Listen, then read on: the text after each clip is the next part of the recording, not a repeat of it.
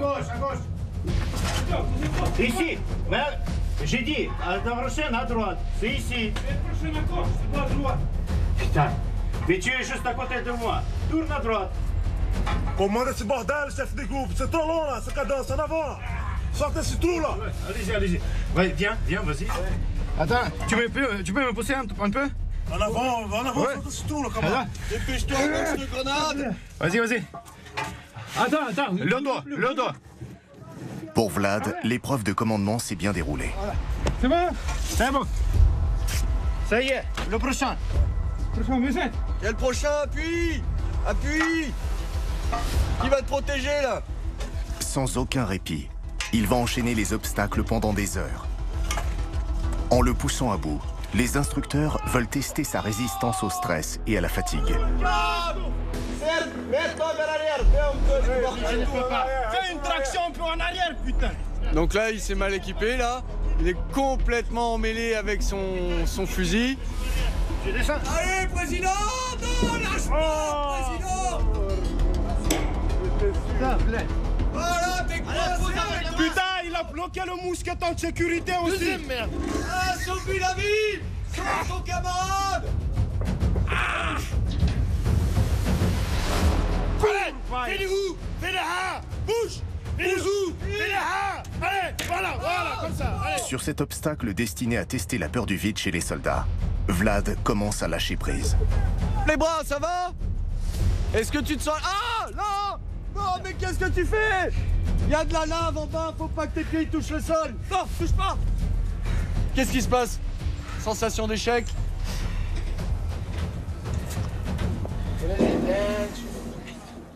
Allez, va jusque là-bas, là. Arrête de pourrir mon câble. Là, il est complètement épuisé. On le voit, d'ici, je le vois, là. Rien que sa posture, on voit que là, la suite va être encore très dure pour lui, là. Pour être opérationnel sur le terrain, un sous-officier doit être capable de garder son sang-froid en toutes circonstances. Mais sur ce dernier obstacle, Vlad est en train de perdre sa lucidité. Il va commettre une erreur qui pourrait lui coûter cher. Après, tu mets... Oh, écoute ici, stop motion. Ouvre l'épaule comme il faut. Allez, tourne, fais le passage en barrage. Voilà. Sakota. Tourne, pied droit. Hé, le pied droit, tu le tournes. Attention. Mais c'est pas possible, eh. Vous avez rien dans le citron, là. Eh ben, faut que tu reviennes. Retourne. Oh putain. Bah oui, t'es épuisé, là. Ok, détache la vache. C'est quoi détache là? C'est ça. La vache. Ça y est, un peu de fatigue. Y'a plus de cerveau, là. Bon, lâche-toi, tu vas descendre. Oh, qu'est-ce qui se passe?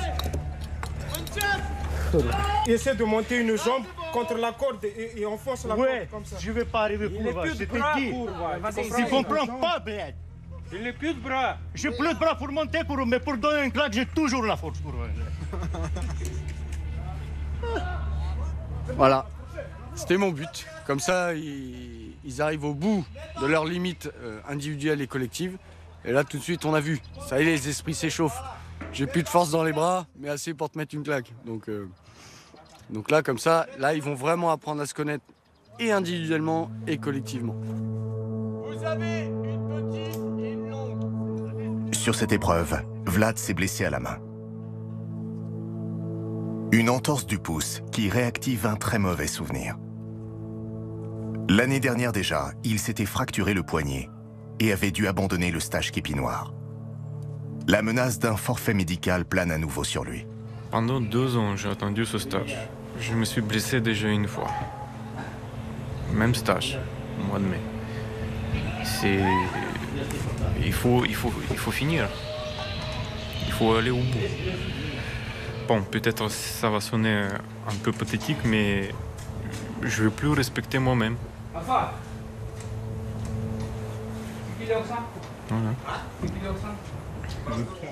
Tu vois, toi qui disais j'ai assez de force pour me battre une baffe, tu mettras avec celle-là, non? Ah ouais, ça a bien gonflé là. Ok, bah lundi on verra ce qu'on fera, consultation. Comme ça, mardi on fait un pot de fin de stage pour toi. Et je t'inscris pour le mois de mai, c'est bon? Non, moi, non, je vais continuer. Ouais.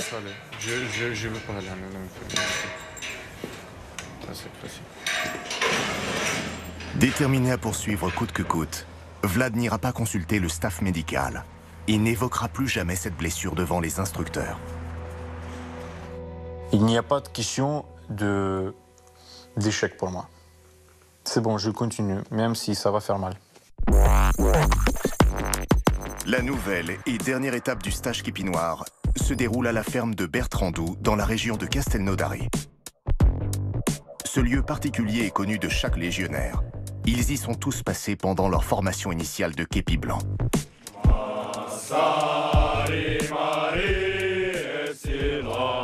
Ces légionnaires en formation vont servir de cobayes aux élèves sous-officiers. Leur nouveau défi aujourd'hui, c'est la pédagogie. Ça stresse un peu de tout le monde parce que maintenant, on peut le dire comme ça reste à peu près un mois. Et là, on peut le dire que c'est la dernière route droite. Donc, on va donner aujourd'hui les cours pédagogie, c'est toute la semaine. Pour valider leur formation, les stagiaires doivent avoir la moyenne sur l'ensemble des épreuves. Et la pédagogie représente le plus gros coefficient du stage. C'est bon, vous gardez les leçons avec moi, je serai ici, ok? Bientôt, ils auront sous leurs ordres des soldats venus des 4 coins du monde et devront être capables de les instruire en français. Eugène va passer le premier. Il doit donner un cours pratique sur le franchissement d'obstacles. Et là, je pense, c'est sûr que je vais faire les erreurs. C'est sûr, parce que moi, je ne suis pas top des obstacles comme ça.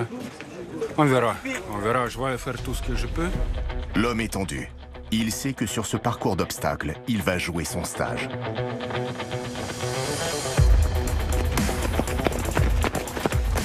La pression est d'autant plus forte que l'instructeur chargé de sa notation est l'exigeant sergent Badre, ancien athlète olympique. Là, vu qu'il fait 10 degrés, voire moins, et en plus il y a le vent, il y a la pluie, donc on sait qu'il faut qu'on reste en activité en permanence pour garder le corps chaud et on le prépare pour l'action. Et ce qu'il est en train de faire exactement, ça c'est déjà pas mal.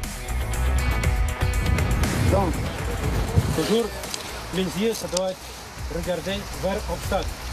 J'accélère. Je prends les barres, commence à monter. J'attache ici. Et je fais les sûretés avec ma jambe. Vous voyez? Quand je présentais mon cours, tout de suite dans ma tête, je dépassais la ligne. Pour moi, j'étais déjà sergent. Après, c'est à votre niveau. Je fais ouverture, je me saute. Et là, j'attaque. Vous comprenez? Oui. Est-ce que vous avez des questions? Non. Posez les questions maintenant. Quand elle m'appelait première fois sergent, oui sergent, non sergent, hop. Ça monte en clic de force, on peut le dire comme ça. Regardez.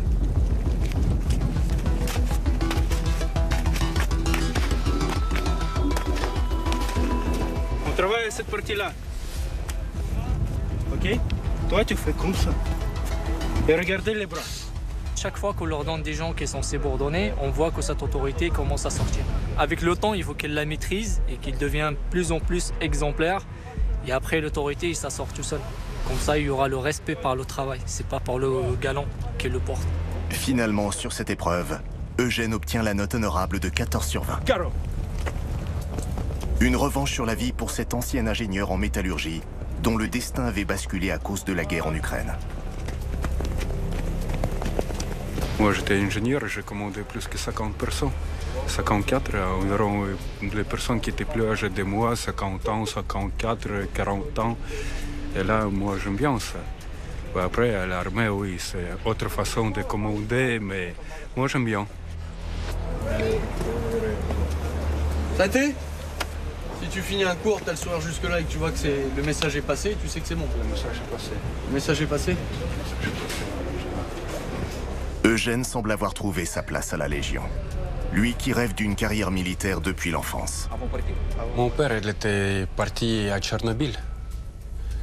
comme volontaire en 1986, quand c'était explosé, avant 6 avril. Donc après, lui, il était décédé en 1990. Donc toute ma vie, je n'ai pas eu mon père. Et là, déjà, à partir de ce temps-là, dans mon rêve, ça tournait dans ma tête que je veux voir mon père qui rentre à la maison en tenue militaire, en tenue combat avec un pistolet, quelque chose comme ça. Et là, je veux faire comme ça, un petit peu pareil pour mes futurs enfants. Si Eugène a réussi son épreuve pédagogique, ses camarades sont toujours en train de la préparer. Il est 21h. Vlad est debout depuis 5h30 ce matin. Pourtant, il n'envisage pas de bâcler cette présentation. Sa motivation va au-delà de la simple note. Vous préparez le cours le mieux possible. Ça veut dire qu'on veut être fier de son travail. Comme Vlad, William s'est approprié le leitmotiv de leur instructeur, la rigueur dans l'exécution. Il y a une fierté sur ça, on n'a pas envie de passer pour bon jambon, quoi. Dès qu'on fait notre cours, on doit être sûr de notre but, notre objectif, et aussi démontrer qu'on connaît, quoi, qu'on est notre cours. Ultime conseil de l'adjudant Sébastien avant leur cours du lendemain. Enseigner devant des PAX, c'est-à-dire des personnels militaires, c'est son quotidien depuis 5 ans. Quand vous faites un cours technique, maximum 15 minutes après, il faut que les PAX y touchent. Si le mec il touche pas, il reste comme ça pendant 2 heures, il y en a plein les cacahuètes. Lui il veut c'est toucher. On se met à la portée de tous, et le moins bon, il faut qu'à la fin il soit bon. Si vous avez compris ça, vous avez compris c'est quoi un cadre et un sous-officier. Sur ce, il est 21h34, vous allez jusqu'à 7h30 pour que ce soit fini. Eux, c'est vraiment l'avenir de la Légion. Et si l'avenir il n'est pas garanti, notre institution risque de ne pas être garantie non plus. Donc là, il faut qu'ils apprennent à prendre du plaisir avec ce qu'ils font, mais surtout du plaisir à transmettre et à donner. Et à donner à chaque instant. Et s'ils arrivent à faire ça, si à la fin de cette formation, ils ont réussi à avoir ça dans leur cœur, c'est gagné. Là, je suis dans l'esprit du sous-officier. Il y a encore plein d'autres petites choses à rajouter, mais là déjà, là on a un bon produit qui va finir.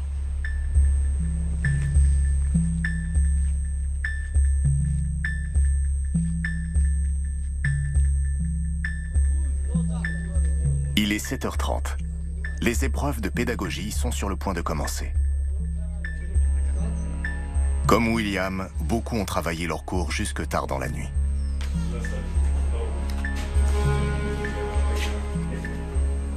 Vous avez un peu de stress? Oui, bien sûr. C'est complètement stressé, là. Le cours va se passer dans la salle là-haut. Allez, vas-y, c'est parti. Je suis pas là. Vlad, lui, dissimule son stress. En difficulté sur certaines épreuves physiques du stage, il veut désormais prouver à son adjudant qu'il mérite son képi noir. Comment ça? Gardez! Je suis élève sous-officier. Aujourd'hui, avec moi, vous allez avoir le cours sur les postes radio de 4e génération, ER314 et ER328. Le but de cette séance, à la fin, vous devez être capable de mettre en œuvre ces postes radio et de les initialiser. Prêt? Approchez. Les postes radio, il y a les postes radio ER314 devant vous, le poste radio portable. Tandis que Vlad initie ses jeunes soldats à l'utilisation de ces radios militaires cryptées employées en OPEX, William, lui, débute son cours sur les gestes de décontamination du matériel en cas d'attaque chimique. Faites un quart de tour vers la droite, percez, il y a les gaz qui travaillent. Et vous travaillez comme ça, vous ouvrez, et vous faites un mouvement. C'est bon? Vous ouvrez, et vous faites un mouvement. Pression supplémentaire. Le capitaine Samuel, patron de la formation des sous-officiers, est présent ce matin. Connu pour son exigence, il est venu jauger en personne le niveau des futurs képis noirs. Ça va, je pense que ça se passe bien. On va voir à la fin. Ils sont quand même un petit peu nerveux. Ah, très nerveux. Difficile.